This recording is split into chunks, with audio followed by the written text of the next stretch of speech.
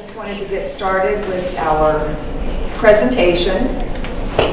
Being a part of the Joe 15 team, we do a lot of different things for the community. We do a lot of different projects. We provide a lot of support for a lot of people. But this one meeting today is the one that I get most excited about. And it's most important to me because I get to give you information to help you stay safe. And that's a big part of what this club is all about. For those of you that don't know the story of the soccer team in the back, my son, this is a collage here of him growing up, was at a friend's house back in February 2008. And one of those situations where he had invited a few friends over, more and more people kept showing up, and then before you know it, the house is full of uninvited guests. And there were 3 there in particular that had not been invited, ended up getting into a fight over a dance contest. They were asked to leave. So they left, drove down the street, turned around, came back, and they went in the neighbor's yard, pulled out a gun, and started shooting at the house. And my son happened to be standing on the back porch with a group of friends, and one of the bullets hit him. He was medevac to Fairfax Hospital. He lived for 4 days, and then I lost my son.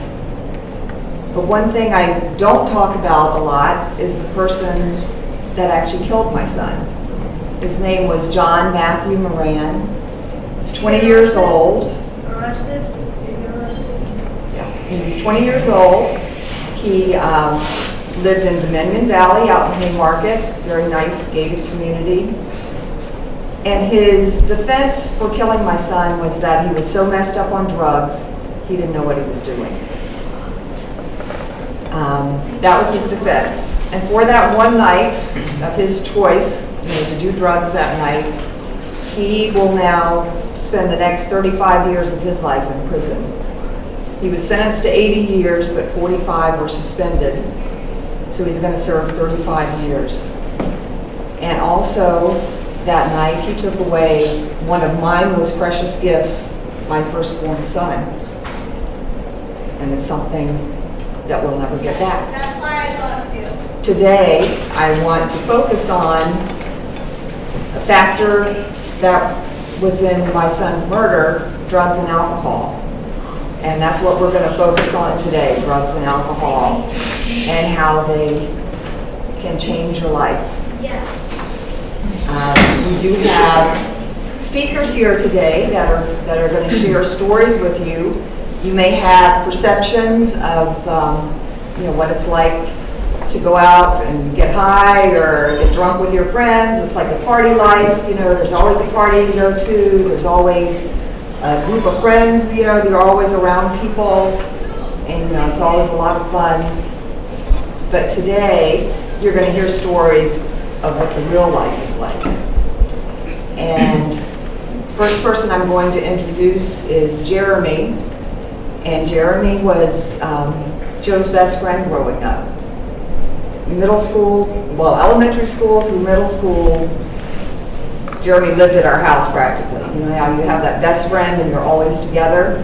You always do everything together. Well, that was Jeremy and Joe.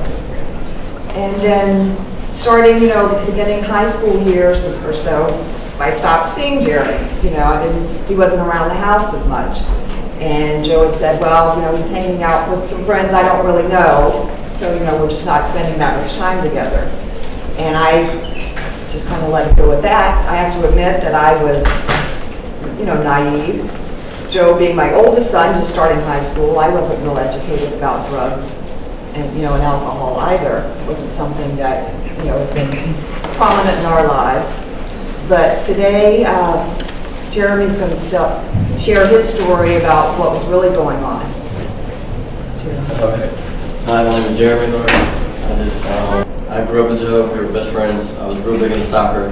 We both were all through elementary school, all through middle school. And we skated, we biked, and we were good at it. That's what we did.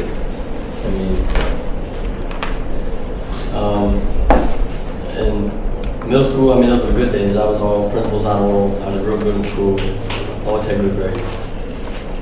And then towards the end of 8th grade, I started hanging out with the cool kids. You know, the kids that smoked cigarettes and drank. And this was towards the end of 8th grade. I stopped hanging out with my good friends. And I just started hanging out with all these negative kids I thought were cool. You know, I wanted to be like them. I wanted to be cool.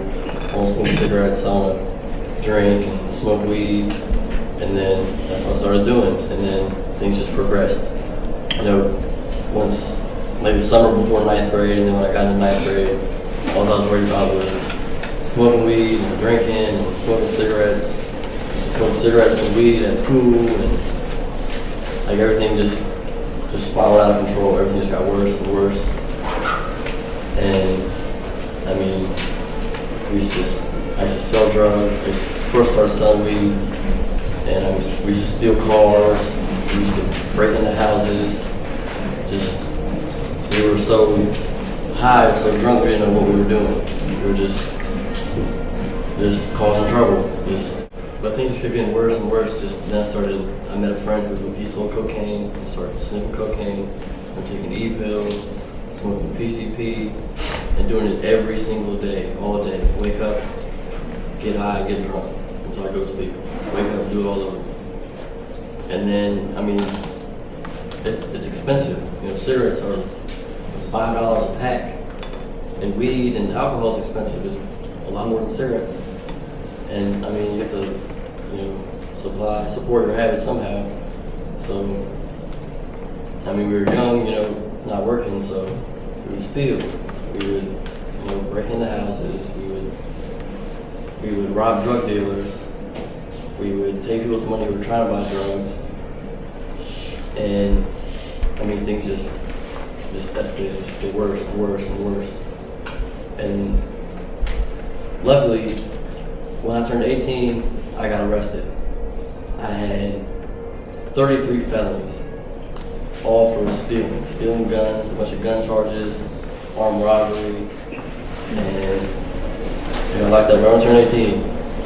And the cops, when they locked me up, I was like, what did I do? What did I do? And they're like, oh, we'll have the next 20, 30 years to talk about it. And so I went to jail. I only did 25 months. I mean, it was the first time really being in trouble, because I just turned 18 as an adult. And I got sentenced to 45 years with 43 years suspended. So I did 25 months. And when I was in jail, you know, you realize that all your friends that you were out there running around getting high with, getting drunk with, that they're really not your friends. Because once you get locked up, they all forget about you. None of them write you, none of them can see you. You know, maybe you'll see them when they get locked up for some stupid charge. And, you know, you're in there sitting there getting blamed for stuff that, you know, they did, that your other acquaintances did. And when I was locked up, my grandmother got sick.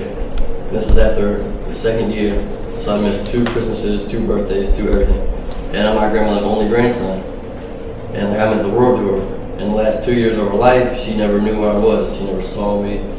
I mean, even before that, you know, since I was in like 9th, 10th grade, I was just out running the streets, skipping school, you know, getting in trouble, getting high. And I never even thought about it. I never wanted to go see her or visit her. You know, I kind of just wasn't worried about her. I was worried about me. I mean, that's one of like my biggest regrets, is not spending time with my grandmother. You know, I just feel that she died thinking that I didn't love her or care about her. So she died when I was in jail, and I mean, that was a real hard thing to deal with. And then Joseph, he was murdered when I was in jail, and I couldn't go to his funeral or anything. And yeah, I got to go to my grandma's funeral with 2 guards and handcuffs and chaperones, family and everything. And I mean, it's a real humbling thing. But I mean, since I got out of jail, I was blessed. I had a good lawyer, and I mean, I got off real good. And I mean, it's for a reason, I believe, because I'm so lucky to be sitting here just to talk to you. I'm so blessed to be alive right now, because, I mean, I could be the same, I could be where Joe is right now. I could be dead. I could have got killed. I've been shot at a couple times, breaking into people's houses. You know, I've had drug dealers, you know, trying to kill me or stealing from me. I mean, it's just, it's not a good life. You know, you start drinking and doing drugs. It's not, like, and now, like 8th grade, you know, in middle school, that's the time, like, when it starts. You know, you get introduced, you know, you hang out with boys, because, you know, I was hanging out with girls. Oh, you want to drink? You know, oh, you want to drink a little bit of this? You want to smoke a little bit of this? And one of my old girlfriends, Christina Bird, she lived around the corner from me, and she was a real good friend. And she died, she overdosed off of heroin 2 years ago. And it was like her first time doing it. An older guy gave it to her and killed her. Another friend from high school, I used to party with, go to parties, used to, you know, drink and smoke weed. She just died 2 weeks ago from heroin. She started taking a bunch of painkillers and did some heroin and she died.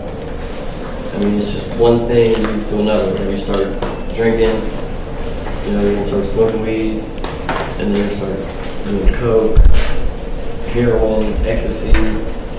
I mean, there's PCP, meth. I mean, there's so many drugs, and like you hear about kids like using dust off and, you know, huffing, and I mean that kills kids. I mean, all I can say to y'all is just stay in school, stay in sports, just stay focused on what you got to do, so that you don't stray away and go down, you know, a path that a lot of people don't make it back from. I mean, go to college, get good jobs. I mean, that's the American dream. That's like the biggest thing. And I'm a felon. I can't vote. I can never leave the country. You know, that's like my biggest dream. I want to travel. I want to go to Italy. I want to go to Greece. I can't ever go anywhere because I'm a felon. I can't do anything. I can't get a good job. I can't do anything.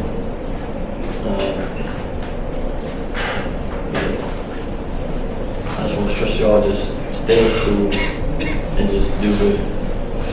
And just stay away from bad people. When you get friends, you know, that stray away like I did, you know, tell your parents. Like, oh, I think, you know, so-and-so started smoking cigarettes and started smoking weed. You know, just try to get them help. Just, because you don't want them. You don't want them to be sitting here for 10 years. You don't have, I probably had about 6 or 7 friends that are dead now. I mean, I'm only 23. You know, what, 12, 13. So, I mean, 10 years ago, I was sitting right where you all are. You know, I never thought anything bad would happen to me. I thought, oh, I'll go to school, go to college, and just live a normal life. But I've had a pretty rough life. I've seen a lot of bad things. I've hurt a lot of people. And, I mean, it's not a good thing to live with. You know, I have a lot of regrets. And I just hope y'all don't make any decisions out here. Thanks for letting me share.